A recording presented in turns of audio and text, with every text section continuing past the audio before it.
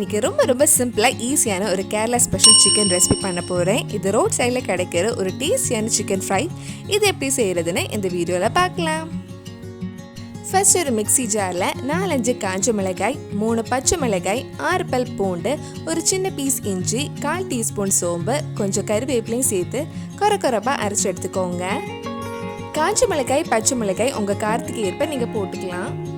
Chicken fry பண்ணுறதுக்காக 1/2 kilo chicken எடுத்திருக்கேன். இதில் நம்ம அரைச்ச மிளகாய் கூடவே தேவையான அளவு உப்பு, 1/4 டீஸ்பூன் மஞ்சள் பொடி, 1/2 டீஸ்பூன் மிளகாய் பொடி, நல்ல கலர் கிடைக்கிறதுக்காக 1 டீஸ்பூன் காஷ்மீரி மிளகாய் பொடி, 1/4 டீஸ்பூன் கரம் மசாலா, கொஞ்சம் லெமன் ஜூஸ் ஆட் பண்ணி நல்லா மிக்ஸ் பண்ணிக்கோங்க. நல்லா மிக்ஸ் பண்ணதுக்கப்புறம் ஒரு 2 மணி நேரமாவது ஊற வச்சுருங்க. உங்களுக்கு அந்த அளவுக்கு டைம் இல்லைன்னா அட்லீஸ்ட் ஒரு அரை மணி நேரமாவது ஊற வைக்கணும்.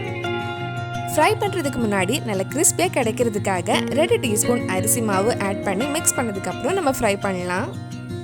நம்ம சேனலில் இதுக்கு முன்னாடி நிறைய சிக்கன் ரெசிபி, நான்வெஜ் ரெசிபிஸ் எல்லாம் பண்ணியிருக்கேன். நீங்கள் இன்னும் அந்த வீடியோஸ் எல்லாம் பார்க்கலன்னா அதோட லிங்க் இதில் டிஸ்கிரிப்ஷனில் இருக்குது. மறக்காமல் அந்த ரெசிபிஸும் போய் பாருங்கள்.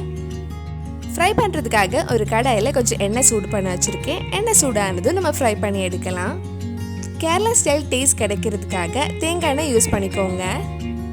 ஒரு சைடு ஃப்ரை ஆனதும் திருப்பி போட்டு இன்னொரு சைடும் ஃப்ரை பண்ணி எடுக்கலாம். இப்போ சிக்கன் நல்லா ஃப்ரை ஆகிருக்கு. இனி இதை எடுத்துடலாம். இதே மாதிரி மிச்சம் இருக்கிற சிக்கனையும் ஃப்ரை பண்ணி எடுத்துக்கோங்க.